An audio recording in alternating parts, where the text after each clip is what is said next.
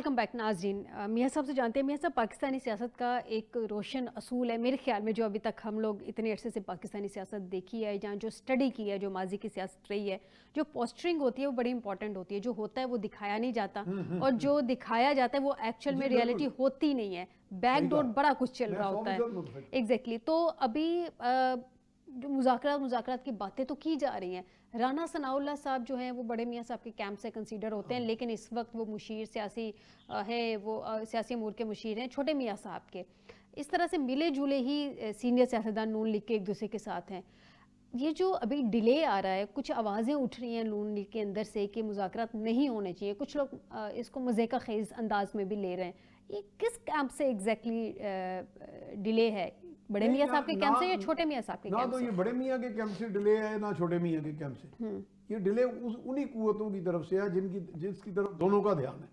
अच्छा। और वहाँ से एक इत्मीनान दिया गया, एक हौसला दिया गया है कि चीज़ें हम खास लेवल से आगे नहीं जाने देंगे, कि यानी it will not come to a head, जिसे कहते हैं ना कि अगर आपको खौफ है, हुकूमत देखे ना, हुकूमत को अगर डेडलाइन, मैंने कहा कि अगर बड़ी डेडली होती तो हुकूमत को तो एक जान के लाले पड़े होते, लेकिन जिस तरीके से वो अपना मामला को कंडक्ट कर रहे हैं और बड़ा कंफर्टेबल दिखा रहे हैं, पोस्चरिंग चले कह लें, पोस्चरिंग उनकी बड़ी कंफर्टेबल है, उनका जो बॉडी लैंग्वेज कह लें या उनका जो कंपोजर है वो इतना ज़्यादा कि हम लोग समझ नहीं रहे।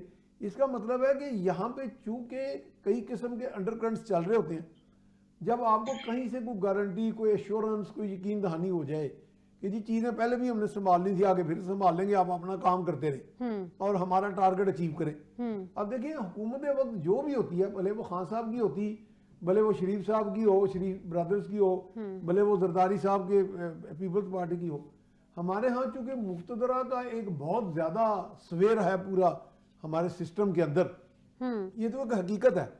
तो वहाँ पे भी एक तवक्को होती है, उनकी एक एक्सपेक्टेशन होती है कि जो हुकूमत इस वक्त आई है, अगर वो कोई ऐसा सिस्टम ले आती है, ऐसी अरेंजमेंट कर लेती है कि वो कामयाब ही नहीं होती है, हर चौथे दिन कोई ना कोई वो एक मुसीबत खड़ी हो, ना IMF से पैसा, ना मुल्क में पैसा हासिल हो रहा है, तो वो फिर इसका वो फिर बाकायदा एक आप कह लें कि ड्रॉ करते हैं, कुरान निकालते हैं कि जी ये पार्टी जो है ये ज़्यादा डिलीवर कर सकेगी। क्योंकि देखिए निज़ाम जितने भी हैं, अदालती निज़ाम हो, अस्करी निज़ाम हो, हर निज़ाम ने, अदालत जाती निज़ाम जितने भी हैं, उन्होंने फाइनेंसिंग से चलना है। जो हुकूमत फाइनेंस मैनेजमेंट में पुअर कंसिडर होगी, उसके बारे में वो फिर अपना पूरा, हम पंजाबी में टिल लगा देंगे कि उसको फिर अधी आने देंगे। हालांकि ये नहीं है, ऐसा कोई हार्ड एंड फास्ट रूल नहीं है।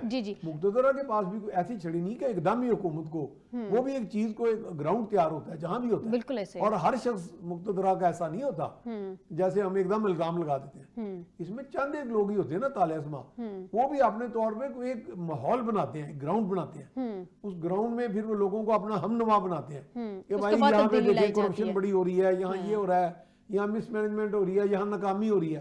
तो अगर ये मुकम्मल नाकामी हो जाती है तो हमारा जो इतना बड़ा सिस्टम है ये कैसे चलेगा, ये कोलैप्स कर जाएगा। तो आप और मैं तन्हाई तो 6-2 महीने लेट भी ले लेते हैं।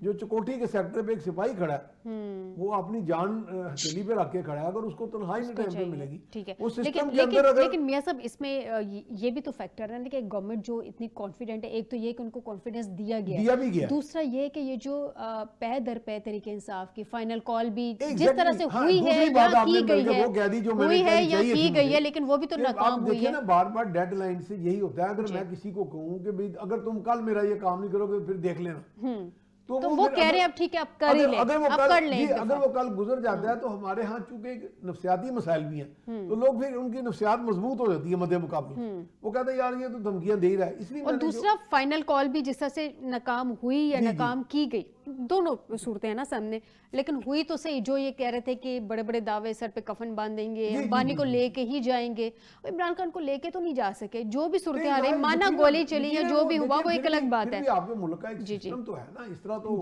पाकिस्तान में बड़े बड़े डॉन बैठे हुए हैं, कॉन्फिडेंस बिल्ड में आती है। ऐसे डॉन है जिनके बाहर के ममालिक में रहते हैं, वो आगे जेल ब्रेक करें और बंदा अपना छुड़ा के ले जाए।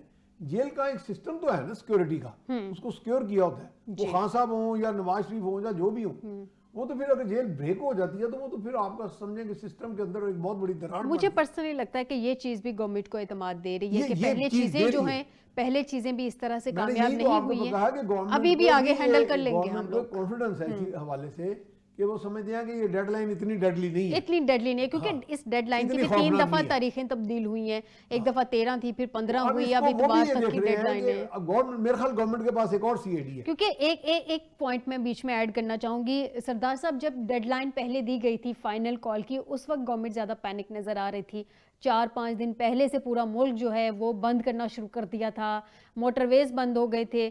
ناظرین مجھے ایک چھوٹا سا بریک کا کہا جا رہا ہے، میں سردار صاحب سے اس سارے سوال کا جواب ڈیٹیل سے اس بریک کے بعد لوں گی۔ ناظرین بریک کے بعد واپس آتے ہیں تو سردار صاحب سے اس کا جواب لیتے ہیں، ملتے ہیں ایک بریک کے بعد۔